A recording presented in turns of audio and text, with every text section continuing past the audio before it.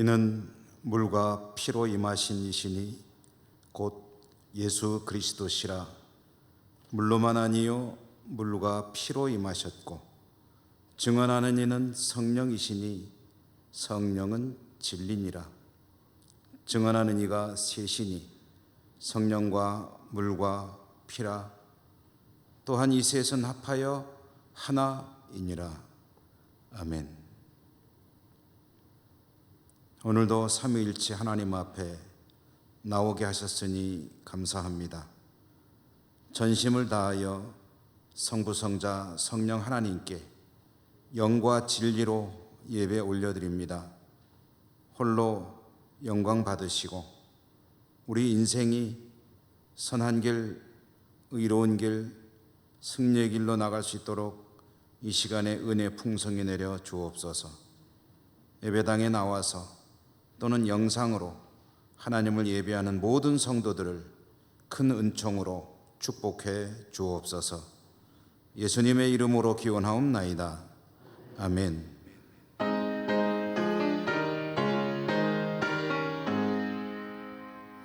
만복의 근원 하나님, 온 백성 찬송 드리고 저 천사여 찬송하세. 찬송 성부 성자 성령 아멘.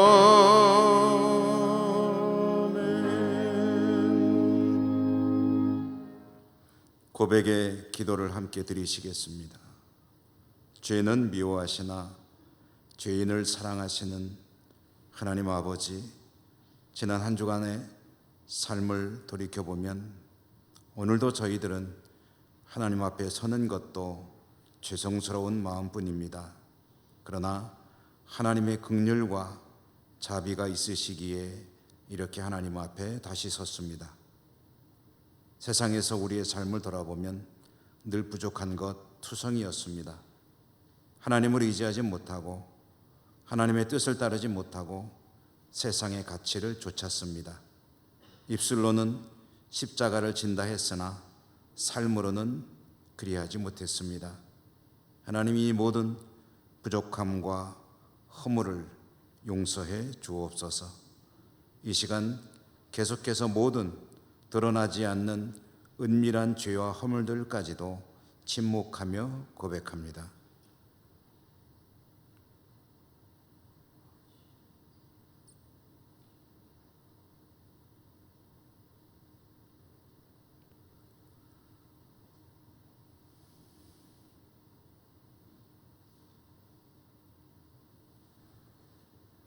하나님의 사죄의 말씀입니다. 만일 우리가 우리 죄를 자백하면 그는 미쁘시고 의로우사 우리 죄를 사하시며 우리를 모든 불의에서 깨끗하게 하실 것이요. 아멘. 성시 교독입니다. 예수께서 세례를 받으시고 곧 물에서 올라오실새 하늘이 열리고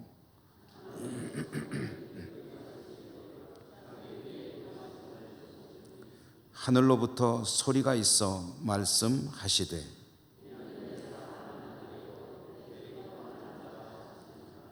그러므로 너희는 가서 모든 민족을 제자로 삼아 아버지와 아들과 성령의 이름으로 세례를 베풀고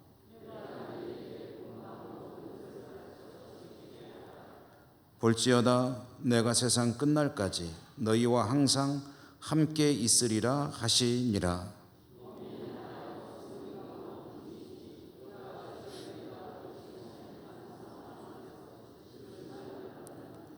주도 한 분이시요 믿음도 하나요 세례도 하나요 하나님도 한 분이시니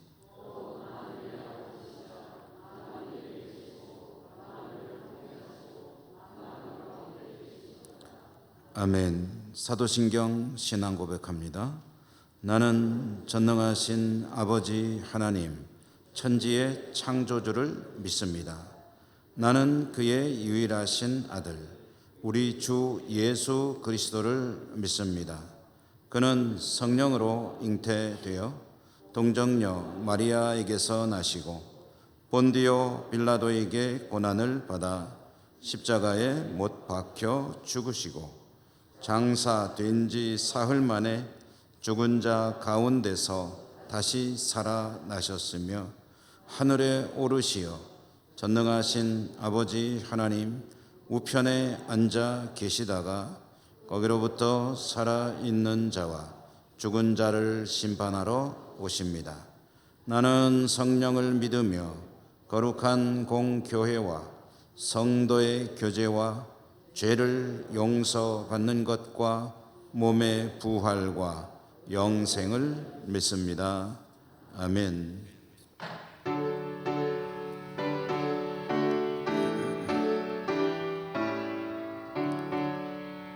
오 하나님 우리의 창조주시니 내 주님께 귀한 것 드립니다. 내 주께만 엎드려 경배드리며 내 주의 이름 높이 찬양하네. 오 하나님 우리의 대주제시여 큰 풍랑이 일때도 도우셨네. 죽음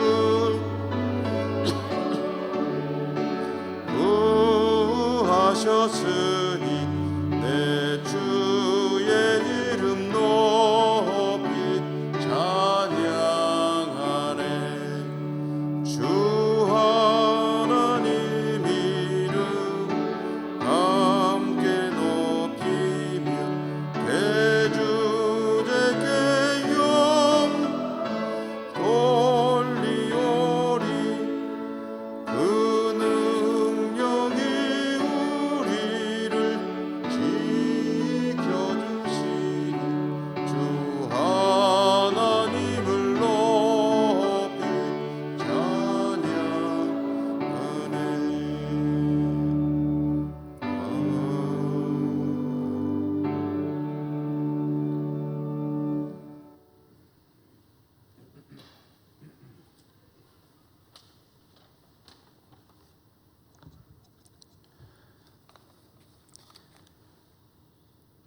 찬송과 영광을 받으시기에 합당하신 하나님 아버지, 푸르름을 더해가는 아름다운 산천과 초목들이 하나님의 손씨임을 드러내는 복된 날, 구원의 은총을 베풀어 주신 주님의 은혜를 찬양하며 몸된 교회에 나와서 혹은 가정에서 예배 올려드리게 하시니 감사를 드립니다. 이 시간도 연약한 저희들을 도우시고 정결케 하시는 성령 하나님께 의지하며 우리의 합당치 못한 마음과 행실을 주님 앞에 의탁하오니 저희들 가운데 충만히 임재하사 연약한 육신에 힘을 주시고 상한 심령을 치료하여 회복시켜 주셔서 온전한 하나님의 자녀로 살아가도록 은총 내려 주시옵소서. 멈출 듯 하면서도 꼬리를 물고 이어지는 코로나 바이러스로 인해 힘들고 지쳐 있는 저희들에게 긍휼과 자비를 베풀어 주시고 좋은 치료제와 백신이 속히 개발되어 모두가 일상으로 돌아가고 나라와 온 세계가 안정될 수 있도록 성령 하나님 친히 인도하여 주시옵소서. 호국 보훈의 달인 6월에 국가와 민족의 안녕을 위해 숭고하게 희생하신 순국 선열과 호국 영령들의 뜻을 기리고 민족의 아픔을 되새기며 이 나라를 공의와 정의를 구원시키는 나라로 세워가게 하시고 남과 북에 화해의 물꼬가 트이게 하기를 간구합니다. 모든 지도자와 국민들이 소중한 이 나라의 자유민주주의와 시장경제와 법치가 바르게 세워질 수 있도록 협력하게 하여 주시고 온 열방의 복음을 확장시키는 하나님께서 축복해 주시는 나라가 되게 하여 주시옵소서.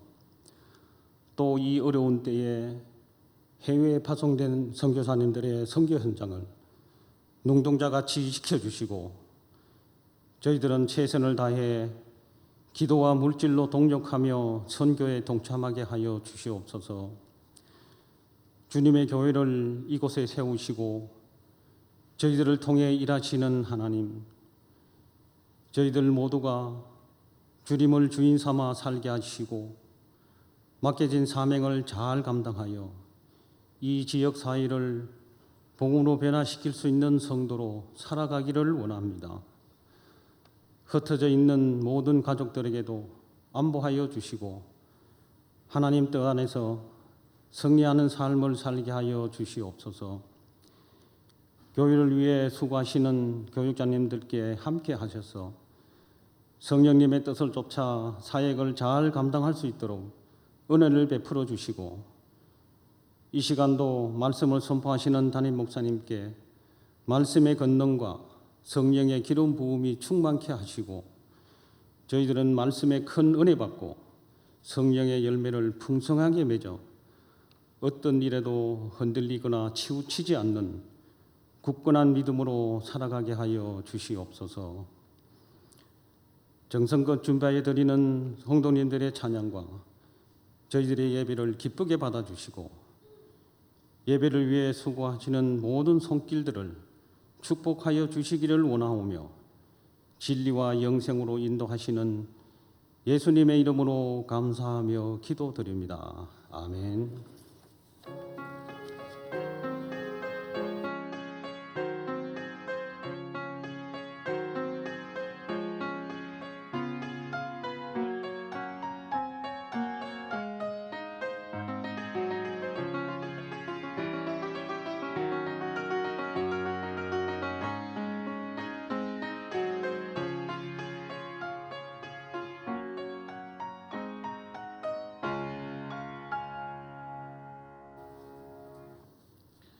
오늘 하나님께서 주시는 말씀을 봉독하겠습니다. 구약성경 창세기 1장 26절에서 28절까지입니다.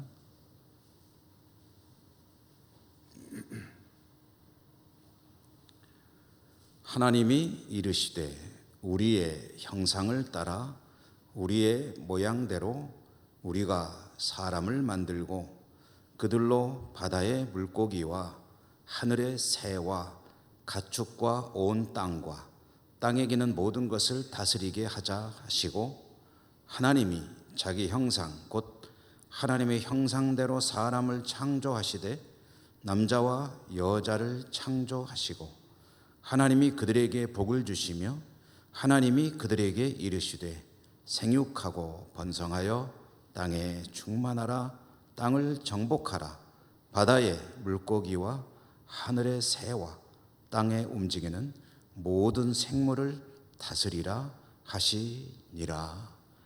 아멘. 호산나 찬양대 소프라노 파트의 찬양 하나님께 올려드립니다.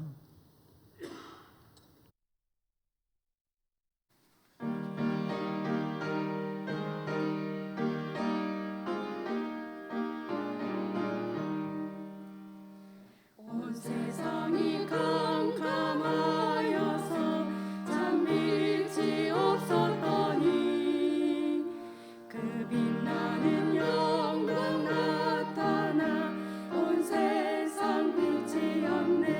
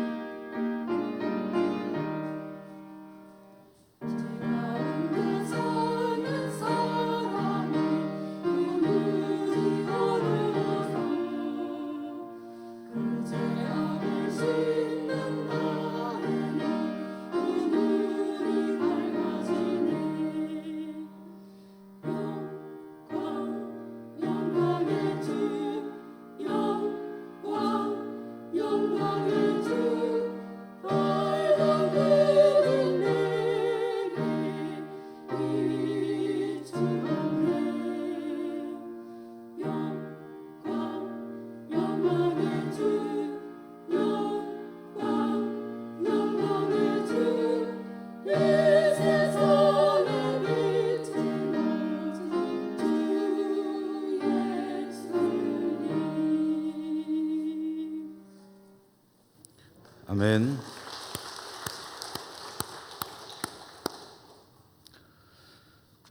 여러분 잘 지내셨습니까? 네, 이렇게 또 뵙게 돼서 참 반갑습니다. 오늘은 교회력상 삼위일체 주일로 정하고 지키는 주일입니다.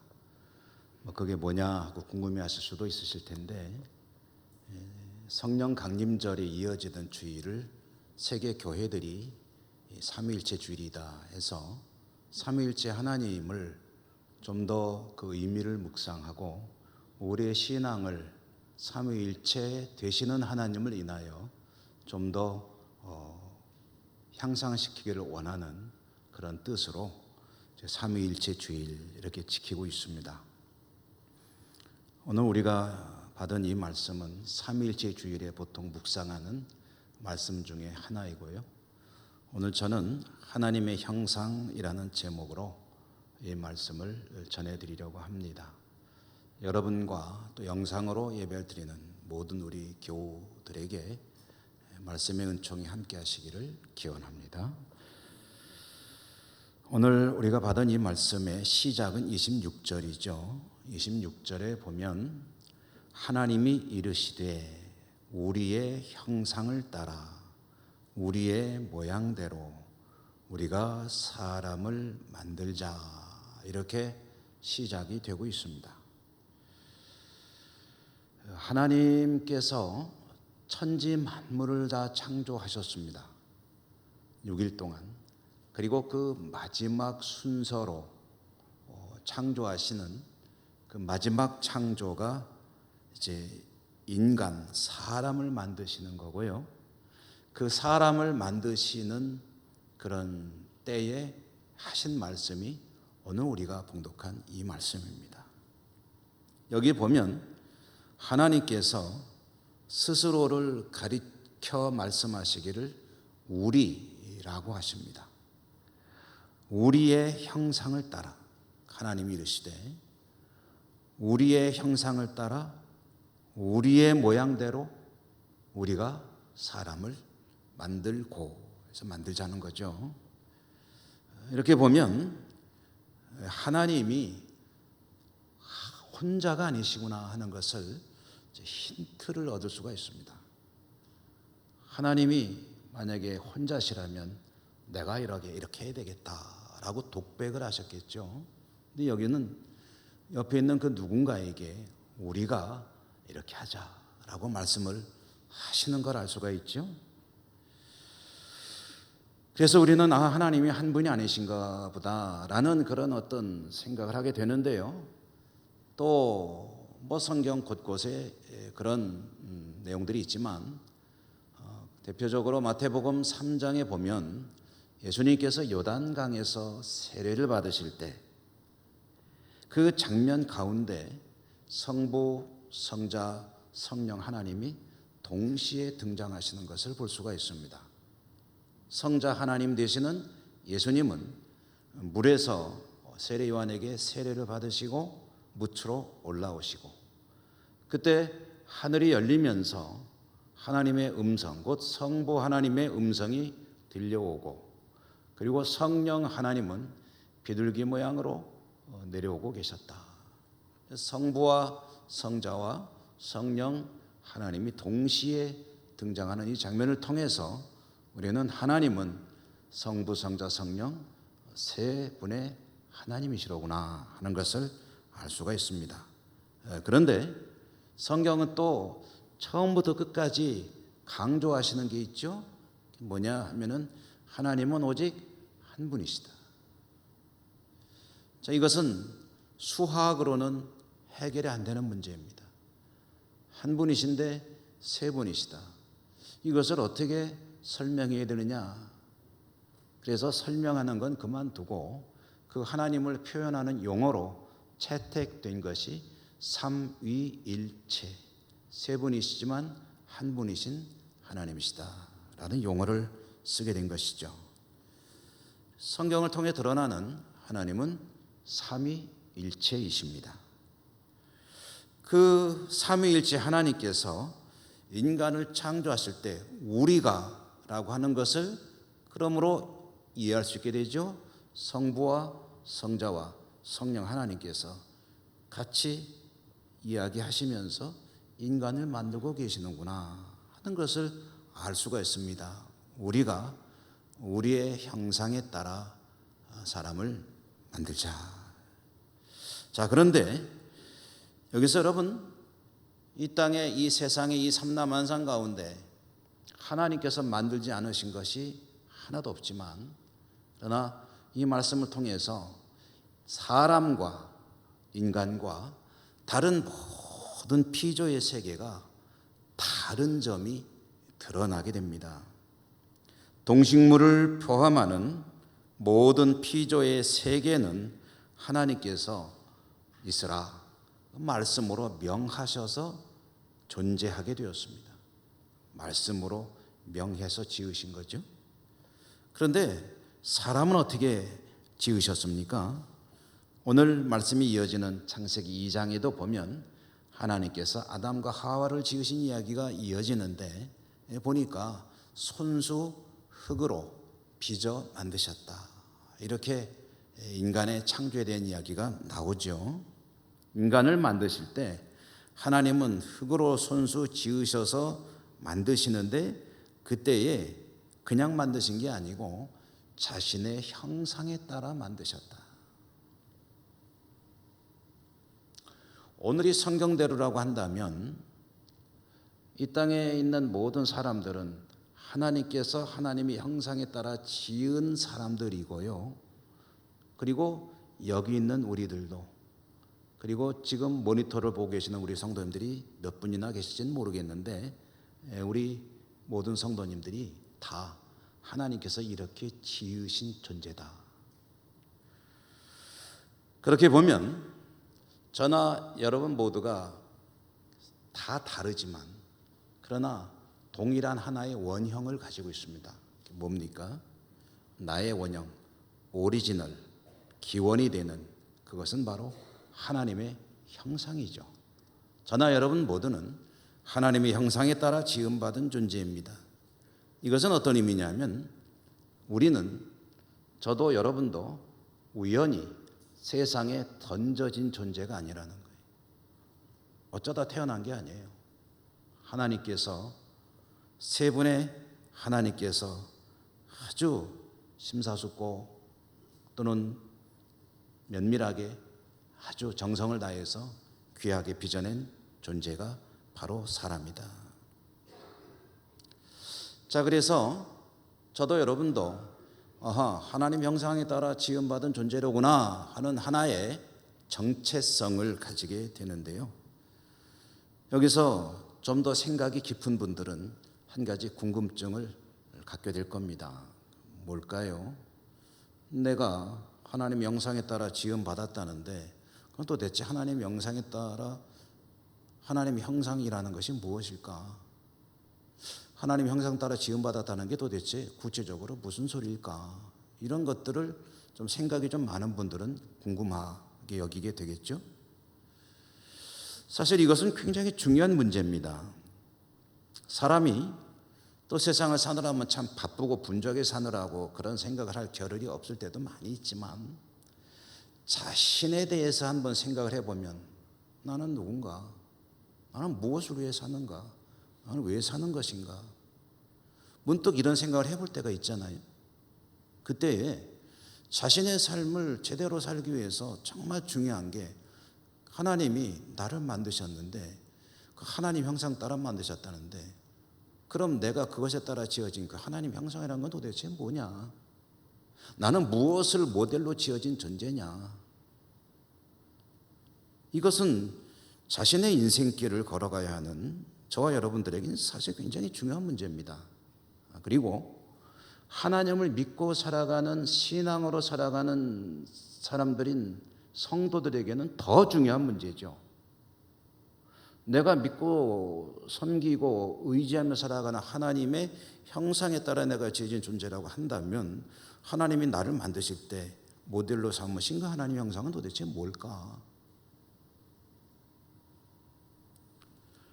궁금하지 않을 수가 없습니다. 그리고 궁금한 것은 누구에게나 공통적이죠. 저도 궁금합니다. 여러분도 생각해 보면 궁금해지실 거예요. 그리고 사실 이 문제에 대해서 했던 모든 사람들이 다 궁금했습니다. 궁금하면은 연구를 해야죠. 그래서 기독교 2000년의 역사가 흐르는 동안에 많은 사람들이 성경에 나오는 이 하나님의 형상이라는 게 도대체 뭐냐? 그렇게 내가 고귀한 존재로 지음받았다고 한다면 이 하나님 형상은 그 실체가 도대체 뭐냐? 이런 궁금증을 가지게 되었고 연구를 하게 되었죠. 그리고 연구 결과 수많은 나름대로의 어떤 해답들도 찾아냈습니다. 많은 결과들이 나왔다는 거죠. 그 중에 가장 보편적인 설명은 이런 것입니다. 하나님의 형상이란 무엇인가? 하나님이 세상 우주 만물을 창조하실 때 다른 것들과 인간을 다른 것들과 차별화하셨는데 차별화한 그 내용이 뭐냐면 하나님 형상에 따라 지음받은 것이라고 한다면 인간에게만 유일하게 있고 다른 동물이나 어떤 사물들에는 없는 그것이 바로 하나님 형상이 아니겠느냐. 여러분 이해가 되시죠? 좀 말이 좀 길어졌습니다만은 다시 말해 인간에게만 고유하게 있는 그것이 바로 하나님 형상 아니겠느냐. 그렇다면 동물들에게는 없고 강아지에게는 없고 고양이에게는 없고 인간에게만 있는 게 뭐냐 하고 생각해 보니까 그게 이제 인간의 참 고상한 이 이성이 아니겠느냐. 그래서 하나님의 형상에 따라 지음받았다는 것은 하나님께서 인간에게 이성을 주셨다는 뜻이다 라고 이해를 했던 사람들이 있습니다. 아마 가장 보편적으로 이해가 되는 그런 이야기입니다. 그렇듯하죠. 어떤 이들은 하나님의 모양, 하나님의 형상하지 않았느냐. 그러니까 이거는 외모를 말하는 거다. 인간의 외모가 세련되고 아름답지 않습니까? 그 하나님께서 자신의 어떤 그 모양, 생김새 이런 것들을 감안해서 인간을 지으셨다고 이제 이해를 하는 거죠. 뭐 그것도 그럴듯하게 들리기도 합니다. 어떤 이들은 역시 비슷한 취지인데요. 인간에게만 있는 특별한 것이 뭐냐 할 때 이 지능, 탁월한 이 지능, 이 지혜 이것이 다른 동물들하고는 차원이 다르지 않느냐. 그러면서 하나님이 인간에게 그것을 주셨다라고 이해를 하기도 합니다. 어떤 이들은 그런 게 아니고 하나님은 삼위일체 세 분이 한 분이신데 세 분이 한 분이라는 그 비밀의 내용이 뭐냐 하면은 세 분이지만 생각이 완전히 일치가 되시는 거예요. 세 분께서 생각이 똑같은 거예요. 그러니까 생각이 똑같기 때문에 세 분을 한 분이라고 해도 문제가 아무것도 없는 거예요.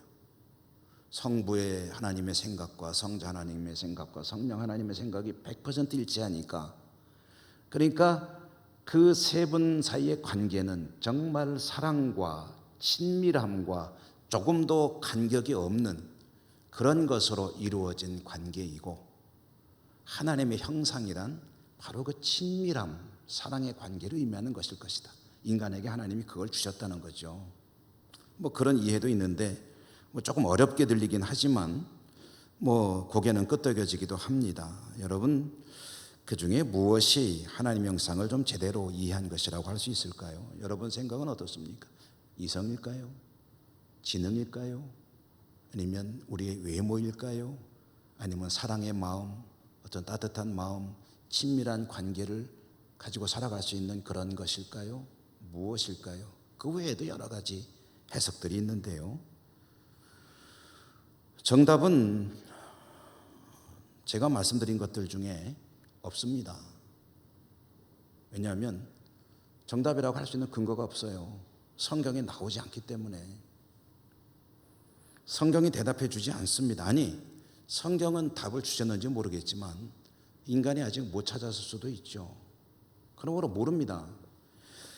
하나님의 형상이 무엇인지 모르는데요. 그 모르는 거 가지고 계속 파고 들어가 봐야 사실은 뭐 어찌 보면 헛수고의 가능성이 많죠. 사실 그거보다 더 중요한 일이 있습니다. 더 중요한 문제가 있습니다. 뭐냐면 오늘 삼위일체 주일이 우리가 생각해 볼 문제. 그 삼위일체 하나님께서 자신의 형상을 따라 인간을 지으셨다고 하는데 그 인간의 모델이 된 하나님의 형상은 게 뭐냐 하는 것은 잠시 접어두고 하나님이 왜 하나님의 형상에 따라서 인간을 지으셨느냐, 그것도 또 다른 얘기거든요. 그게 더 중요하지 않겠느냐. 하나님께서 인간을 지으실 때 왜 자신의 형상에 따라서 지으셨을까? 다른 건 다 말로 지으셨는데 왜 그러셨을까?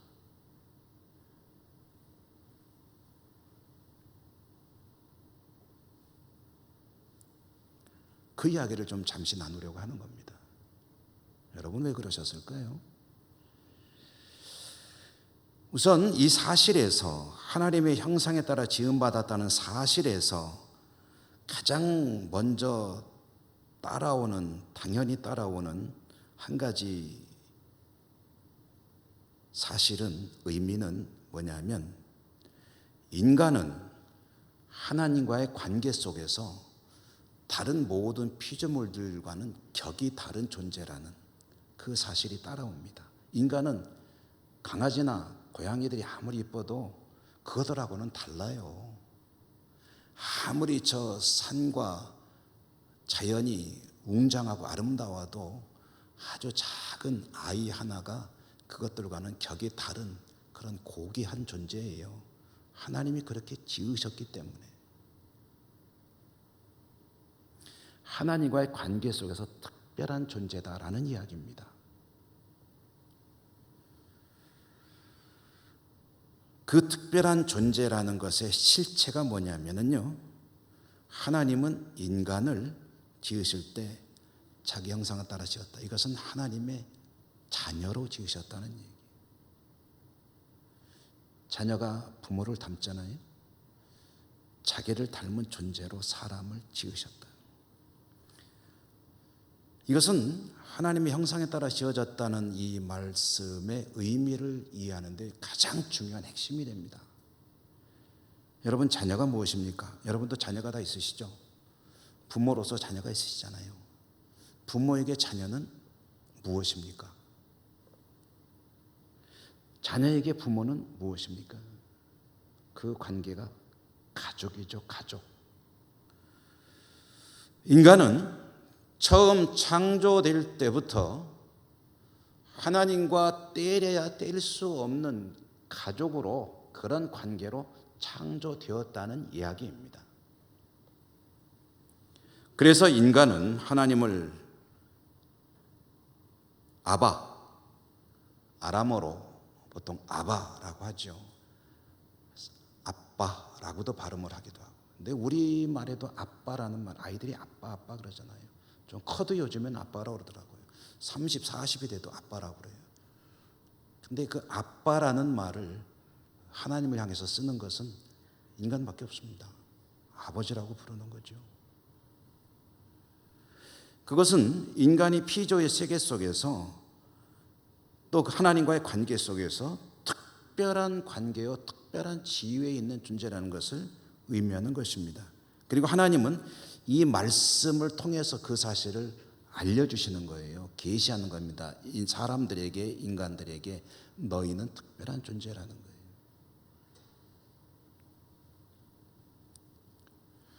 이렇게 이와 같이 말씀을 하셨지만 사실 인간이 이 말씀을 잘 이해하지 못할 때에 이 말씀을 가장 잘 해석하고 잘 이해하고 적응했던 사람을 좀 생각해 보았어요. 그랬더니 한 분이 떠올라요. 누구냐면 요즘 분이 아니고 아주 오래된 분인데 1600여 년 전에 살았던 분. 영어식으로 그 이름을 부르면은 어거스틴이라고 부릅니다. 또 그분이 살았던 세계 속에 그 당시 언어로 부르면 아우구스티누스라고 부르는 이 어거스틴이라고 부르는 이분. 제가 설교 중에도 가끔 말씀드리기 때문에 여러분 잘 아시고 또 제 설교가 아니어도 이미 너무나도 유명한 분이시죠. 어거스틴. 이분은 어려서부터 젊은 시절에는 아주 방탕한 인생을 살았습니다.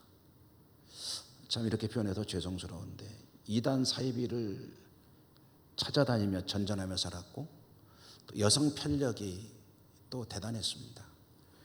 어린 나이에 일찍이 조금은 이렇게 바람직하지 못한 그런 여성 관계가 참 많았습니다. 그렇게 방탕한 삶을 살았던 어거스틴을 놓고 항상 기도하는 어머니가 계셨어요. 신실한 믿음의 사람 어머니 모니카라고 하는 어머니가 말 그대로 눈물의 기도를 했습니다. 아들을 위해서. 그렇게 눈물의 기도를 하나님은 결코 외면치 않으시죠. 이 어거스틴이 하나님께 돌아왔어요. 워낙에 탁월한 그런 사람이기 때문에 하나님께 돌아와서 세례를 받고 한 10년쯤 지났을 때에 그는 성직자가 되었었는데 성직자로서도 대단히 중요한 위치에 있었습니다. 그래서 한 지역을 맡아서 다스리는 말하자면 일종의 교구 책임자가 되어 있었는데요. 한 10년쯤 사제로 살다 보니 아마 자신의 삶을 돌아보고 하나님께 너무 감사가 컸던 모양이에요. 그래서 그는 글을 쓰기 시작했습니다. 하나님의 은혜, 자신의 그 방탕한 삶의 이야기들, 그리고 그런 자신을 구원해 주신 하나님의 섭리, 그 하나님에 대한 감사와 찬양, 이 글들을 쭉 써가지고 묶어놓은 책이 있는데 그게 바로 유명한 어거스틴의 고백록 또는 참회록이라고 불리는 책입니다. 어거스틴의 고백록, 참회록. 혹시 기독교 신앙을 가지고 살아가시면서 한 번쯤 영적인 메마름이나 또는 목마름 또는 뭔가 좀 지치거나 그럴 때 볼 수 있는 책은 성경이 가장 좋겠지만 혹시 성경 말고 또 다른 책을 한번 읽어보고 싶다면 이 어거스틴의 고백록을 한번 읽어보시면 참 좋아요. 저도 수시로 읽어봅니다. 이 고백록이요, 처음에 어떻게 시작이 되면 이렇게 시작이 됩니다. 여러분 한번 제가 차근차근 읽을 테니까 한번 귀 기울여 들어보십시오. 고백록의 첫 시작 부분인데요. 하나님, 당신은 우리 인간의 마음을 움직여 당신을 찬양하고 즐기게 하십니다. 당신은 우리를 당신을 향해서 살도록 창조하셨습니다. 그래서 우리 마음은 당신 안에서 쉼을 얻을 때까지는 안식을 얻지 못합니다. 제가 한두 번쯤 이 부분을 소개해드린 기억이 나요. 오늘 또 한번 다시 소개해드립니다. 좀 쉽게 이 내용을, 책에 있는 내용을 제가 좀 많이 좀 바꾸지 않고 가져왔는데 조금 또 풀어서 말하면 이런 내용이죠. 하나님은 우리를 창조하실 때 하나님을 향해 살도록 창조하셨다. 그러므로 우리는 하나님을 향해 살면서 하나님 안에서가 아니라면 다른 어떤 곳에서 안식을 얻을 수가 없다. 다시 말해서 하나님 안에 있을 때만 참 평안, 참 안식을 얻을 수 있다 라는 사실을 고백하면서 이 책을 시작한다는 거죠. 그리고 가장 끝부분에 가도 비슷한 이야기를 또 고백을 하는데요. 한번 여러분 들어보십시오. 이렇게 말을 합니다. 내가 당신으로 말미암아 존재하게 되었으니 당신으로 말미암아 행복하게 되는 것도 당연한 일입니다. 하나님 때문에 존재하게 되었으므로 하나님 때문에 행복할 수 있는 것, 그건 당연한 거 아니겠느냐라고 이야기를 한다는 거죠. 이런 어거스틴의 이 이해는 저는 바로 하나님의 창조에 대한 이해이고 하나님의 형상에 따라 지음받았다는 것을 가장 정확하게 잘 이해한 글이 아니냐 하는 생각을 해요. 사람은 하나님의 형상에 따라 지음받았고 그 사실이 가리키는 게 뭐냐 하면은 하나님을 향해 얼굴을 들고 하나님을 늘 바라보며 하나님과 동행하는 삶을 살아야 행복하다는 거예요. 그래야 행복하도록 지어졌다는 거예요. 구조가 그렇게 돼 있다는 거예요. 여러분 이 사실에 대해서 동의가 되십니까? 공감이 되십니까?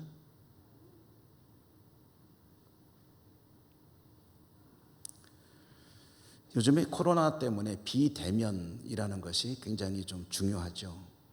비대면, 얼굴을 맞대지 않고 산다. 요즘엔 택배 이렇게 갖다 주시는 분들도요, 전에는 와가지고 이렇게 전해주고 하고 했는데 요즘엔 그렇게 안 하더라고요. 문자를 보내요. 그리고 사진을 찍어서 갖다 놨다고, 갖고 들어가라 그러면서 하는 말이 비대면 택배를 하기 때문에 양해 바랍니다. 갖고 들어가라고. 근데 이제 그걸 좀 늦게 보면 이제 혹시 문제가 될 수도 있겠죠. 어쨌든 비대면이 굉장히 중요한 시대입니다. 비대면이라는 것과 관련해서 우리 교회도 그동안 예배를 한동안 했었죠. 그것도 사실 비대면 때문에 그런 거 아닙니까? 서로 마주치는 것이 조금 지금은 자제해야 될 때다. 저도 이제 신방도 사실은 잘 못하죠. 비대면이니까 지금은 정말 조심해야 될 때이기 때문에 대신방은 물론이고 병원도 가면은 또 들여보내지도 않기 때문에 병원도 잘 못 가요. 그럼 여러분 혹시 신방이 필요하실 때 웬만하면은 전화 상담을 하시는 것이 좋습니다. 그래도 요청하시는 경우에는 이제 신방을 가죠. 어제도 저는 한 가정을 이제 신방을 하고 왔는데 가면서 조금 이제 고심을 했어요. 비대면. 그러면은 신방을 가면 대면을 해야 되는데 어떻게 할까? 마스크를 벗을까 말을까? 여러분 마스크 벗어야 됩니까? 말아야 됩니까? 저는 고민이 돼요. 다른 분들은 쓰라고 그러고 나만 이렇게 예배를 이제 하면서 말씀을 전해야 되니까 이거 벗고 할까? 그러다가 이제 가서 안 벗기로 하고, 그래서 그때의 가족들에게도 벗지 말라고 그러고 저도 안 벗고. 왜냐하면 완전한 비대면은 불가능하잖아요. 지금도 우리가 대면하지 않습니까? 여러분 사실 여기 이렇게 앉으실 때도요, 우리 안내하시는 분들이 잘 안내를 해주시지만 이왕이면은 공간을 최대한 활용해서 내가 옆에 있는 분하고 좀 가족들 빼고 좀 가까운 것 같다 그러면은 좀 적당히 좀 넓은 자리로 이렇게 앉도록 하세요. 분산해서 앉으세요. 그게 나를 위해서도 좋습니다. 다른 이들 위해서도 좋고. 사람이 싫어서 그런 것도 아니고 떨어지고 싶어 그런 것도 아니고, 이것은 지금 상황이 그렇다는 거예요. 어찌됐든 그런 시대인데, 그래서 이렇게 마스크를 쓰고 예배를 잠깐 드리고 하는데 한 가지 이제 또 문제가 있더구만요. 이제 식사를 대접해 주셔서 잘 먹긴 했는데 마스크를 쓰고 밥을 같이 먹을 수는 이게 이제 고민이다. 그래서 여러분 혹시 앞으로 신방 요청하시면 이제 마스크 쓰고 신방합니다. 그런데 이제 식사는 이제 가급적 안 하는 게 좋을 것 같아요. 왜냐하면 우리가 이왕 이 시대, 이런 시대에 지킬 것은 지키는 것이 좋겠다. 그리고 다른 곳에 가서 하는 거, 교회 모임에서 만약에 그런 일들이 벌어지면, 혹시라도 안 좋은 일이 벌어지면 그건 이제 문제가 되죠. 자, 어쨌든 인간은 하나님과 늘 대면하여 살아갈 때에 행복한 존재로 지어졌기 때문에 로마서 말씀에 보면 이렇게 말씀을 하죠. 그러므로 너희는 이 세상을 본받지 말라. 세상 바라보지 말라는 거예요. 마음으로 변화를 받아 새롭게 되어서 하나님만 바라보라는 거죠. 히브리서 말씀으로 이어봅니다. 오직 믿음의 주요 온전케 하시는 예수를 바라보라. 왜 그렇게 말씀하겠습니까? 그렇게 지어졌기 때문에, 그렇게 지어진 하나님의 백성들이 하나님 안에서 살아갈 때만이 복된 인생을 사는 것이요 기쁘고 행복하기 때문에 그렇게 살도록 창세기에서 그 원리를 밝혀주신다면 신약성경 가보는 수많은 곳에서 오직 하나님을 바라보고 살 것을 강조하고 있는 거거든요. 여러분, 이 땅의 모든 부모들이 얼마나 자녀들의 행복을 희구합니까? 할 수만 있다면 뭐든지 다 주고 싶잖아요. 돈이 많은 부모라면 자기가 피땀 흘려 번 그 돈을 어떻게든 자녀에게 물려주고 싶어 하잖아요. 왜 그렇습니까? 자녀가 행복하라고, 잘 살아라고, 걱정하지 말고. 요즘에 젊은이들이 결혼하기도 힘들고 집 한 채 사기도 힘든 시대인데 부모가 여유가 있어가지고 한 채 사주면 그거 뭐 다른 거 다 그만두고요, 부모의 마음으로만 본다면 얼마나 좋습니까? 외모가 멋진 부모들은 하다못해 외모가 자녀들에게 그대로 물려지기를, 더 예쁘게 태어나길 바랄 겁니다. 요즘은 외모 지상주의. 남성들은 잘 모르겠지만 여성들 같은 경우에는 특히 젊은 여성들이 이렇게 좀 돈을 벌어서 모으면은 자신의 외모를 아름답게 이제 바꾸는 데 굉장히 투자를 한다는 이야기를 어디서 본 것 같아요. 그게 굉장히 성행하고 있다. 지금도 충분히 예쁜데 더 예쁘게 하려고 돈을 모아서 그래서 조금씩 뜯어 고친다. 외모 지상주의. 그런데 타고나서부터 이렇게 예쁜 부모들은 얼마나 그걸 물려주고 싶겠어요? 왜요? 행복하라고. 두뇌가 비상한 부모는 자신의 그 탁월한 뛰어난 두뇌를 자녀들이 물려받길 원할 것입니다. 좋은 직업을 가졌다고 생각되면 자녀들이 자신의 그 직업을 대를 이어갈 것을 원할 거예요. 3대, 4대. 그렇게 해서 자녀가 행복하길 원하는 거죠.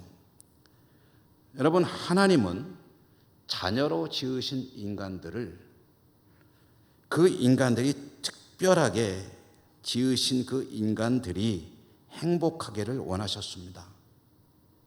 자기 자녀니까. 그래서 인간들에게 정말 완벽한 삶의 조건을 허락해 만들어 주셨어요. 에덴의 낙원을 지어 주셨죠. 거기는 뭐 도대체 우리가 지금 막 힘들어하는 그런 것들이 아무것도 없는 하나님 나라의 하나의 모델 아닙니까? 거기에서 살도록 해주셨어요. 그리고 하나님만 바라보며 살도록 만들어 놓았기 때문에 만들어 주신 대로 살면은 참 행복했을 거예요. 제가 왜 이렇게 말씀드립니까? 변화가 있었기 때문이죠. 사고가 있었죠. 하나님의 형상에 따라 지음받은 인간이 하나님이 원하시는 바대로 하나님만 바라보며 살았으면 얼마나 행복했을까. 그런데 어떻게 됐습니까? 그 에덴의 낙원을 잃어버렸죠. 다른 데를 바라보다 보니, 그리고 오늘 우리의 인간 세상의 모든 불행은, 최근의 코로나 사태까지도 그 기원을 거슬러 올라가면 여기서부터 시작되는 겁니다. 인간의 모든 불행은, 고통은, 아픔은 질병과 가난과 분열과 전쟁과 자연재해와 이런 모든 것들이 다 시작은 바로 에덴의 낙원에서 쫓겨나고 그때로부터 이제 있게 된 것이거든요. 이것이 인간의 불행이고, 여러분 뭐 이렇게 폭넓게 얘기할 필요 없이 우리 얘기로 한번 돌아와 볼까요? 저나 여러분, 이 시대를 사는 우리들, 오늘 삼위일체주의를 지내고 있는 우리들은 어떤가요? 정말 하나님께서 주신 삶을 제대로 행복하게 누리며 살아가고 있습니까? 여러분의 삶이 행복하십니까? 혹시 그렇지 못하십니까? 그렇다면 왜 그런 걸까요? 돈이 없어서일까요? 몸이 건강하지 못해서일까요? 무엇 때문에 그런 걸까요? 여러분, 그 근본적인 문제를 오늘 우리에게 말씀이 계시해 주고 있습니다. 저나 여러분, 우리는요, 다른 데서는 행복을 찾을 수 없게 만들어진 존재입니다. 뭔가를 열심히 해가지고 성취를 이루었다. 그렇다면 그것으로부터 기쁨을 얻을 수 있을 겁니다. 그러나 그 기쁨이라는 것은 영원하지도 않고, 그리고 그렇게 사실 따지고 보면 대단한 것도 아닙니다. 일시적인 것이고 큰 기쁨은 아니에요. 본질적인 근원적인 기쁨은 아니에요. 근본적인 행복이 아니라는 거죠. 근본적이고 근원적인 행복과 기쁨은 오직 하나님께만 있습니다. 할렐루야. 여러분, 좀 고상한 말이 아니지만 이해하고 들어주십시오. 사람은요, 어떻게 살아야 편합니까? 사람은 어떻게 살아야 행복할까요? 사람은 생긴 대로 살아야 됩니다. 생긴 대로 살면 편해요. 생긴 대로 안 살라고 하다 보면 불편한 게 많아져요. 근데 저는 이 말이 굉장히 성경적이라는 말을 이 설교를 준비하다 깨달았어요. 야, 생긴 대로 산다. 맞았어. 사람이 어떻게 생겼지? 하나님이 자기 형상대로 지으셨잖아. 하나님이 지으신, 자기 형상대로 지으신 그대로 살면은 얼마나 좋아. 편해요. 행복해요. 즐거워요. 때로는 힘든 일이 있을 수 있으나 이겨나갈 능력이 있어요. 그게 바로 생긴 대로 사는 것이로구나.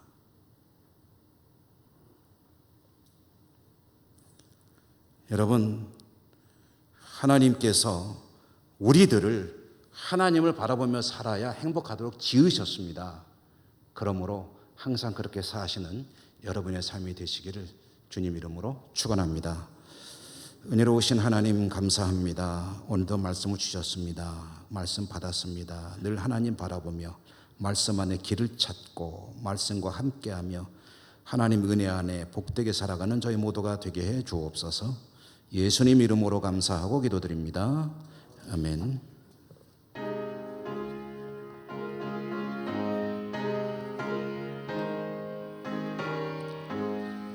주 음성 외에는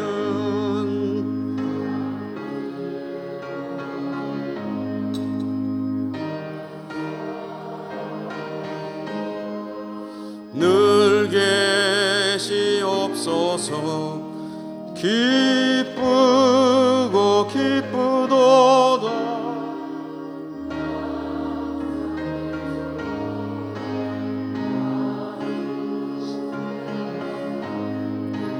복 주옵소서.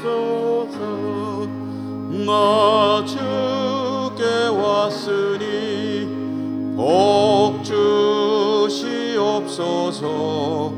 주 함께 계시면 큰 시험이기네. 기쁘고 기쁘도다. 항상 기쁘도다. 나 주께 왔사오니 복 주옵소서. 주 떠나가시면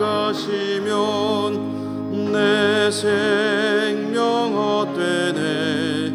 기쁘나 슬플 때 늘 계시옵소서.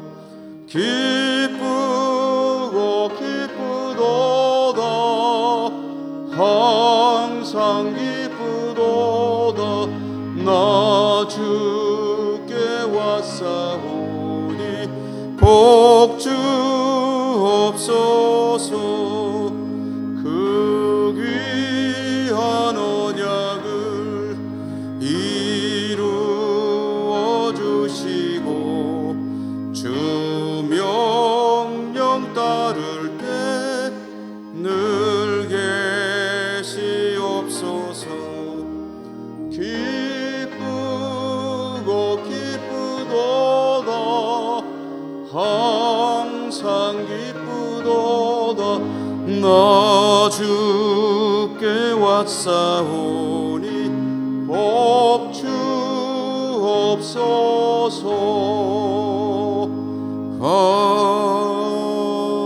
아멘. 하나님 감사합니다. 오늘도 하나님 은혜 가운데 하나님 앞에 나와 예배를 드릴 수 있음에 진심으로 감사드리오며 오늘도 하나님께 나오는 저희들이 예물을 가지고 왔습니다. 이것은 모두 하나님께서 주신 것입니다.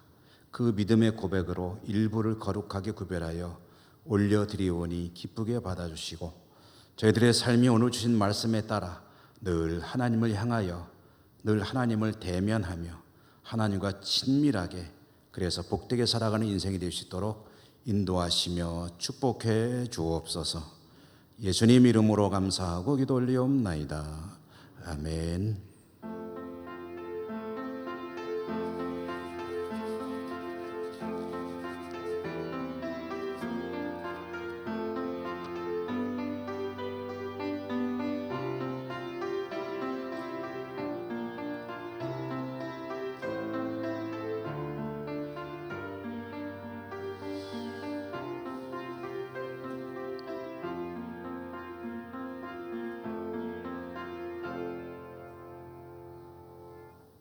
교회 소식입니다. 오늘 삼위일체 주일입니다. 오후 찬양 예배를 다음 주일부터 하려고 합니다. 다만 중식을 아직은 제공할 수 없다는 것을 우리 교우들께서 이해해 주시기 바랍니다. 오늘 2부 예배 마친 후에 정기 재직회 있습니다. 노회적으로도 여러 가지 행사들이 이제 조금씩 조심스럽게 재개가 되고 있습니다. 남선교회 37회기 1회 실행위원회가 오늘 오후 5시 영주 신광교회에서 있습니다. 교회에서 4시 20분에 출발하는데 남선교 회원들 가운데 관심이 있으시면 이 시간대에 나오시면 함께 참여하실 수 있겠습니다. 전병인 안수집사 정재숙 집사님 가정 드림파크로 이사하셨다는 소식 전해드리고요. 이숙자 권사님과 강금석 권사님 성경 읽으신 소식도 전해드립니다. 그리고 계속해서 코로나19가 참 이렇게 끈질기게 이어지고 있고 예상 알고 계신 대로 약이 나올 때까지는 조심하는 수밖에 없습니다. 여러분 개인 위생에 철저히 신경 쓰시고 교회가 조금은 때로는 좀 이렇게 불편하게 하시더라도 이유는 한 가지입니다. 나와 교우들을 감염으로부터 지키기 위해서 하는 것이니까 좀 불편하게 느껴지더라도 넓은 마음으로 양해해 주시고 잘 안내에 따라 주시면 고맙겠습니다. 자, 우리 곁에 계신 분들에게 눈으로 인사하시며 일어나시겠습니다. 사랑합니다. 건강하시고 늘 행복하십시오.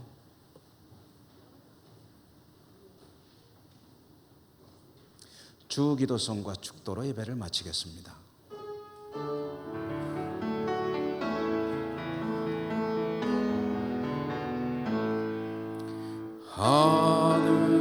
하늘에 계신 아버지 이름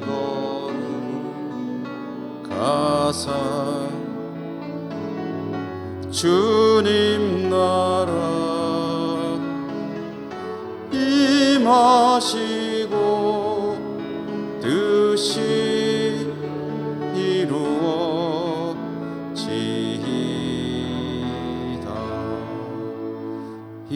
일용할 양식 주시고 우리들의 큰 죄 다 용서하옵시고 또 시험에 들게 마시고 악에서 구원하소서. 대개 주의 나라 주의 권세 주의 영광 영원 아멘. 사랑의 하나님, 예배하고 또 한 주간 세상에 살게 될 주의 백성들을 지켜주시고 축복하옵소서. 질병으로부터 지켜주시고 모든 어려움들로부터 안보해 주시고 늘 하나님과 동행하며 살아갈 때 행복한 복된 삶 되게 하여 주옵소서. 이 지구촌을, 우리 조국을, 그리고 우리 한국교회, 우리 예천교회를, 선교지를 하나님이 지켜주시고 하나님 은혜가 넘치는 이 땅으로 속히 회복될 수 있도록 인도해 주옵소서. 흩어진 우리 가족들 어디에서 무엇을 하든지 하나님께서 함께하여 주시옵소서.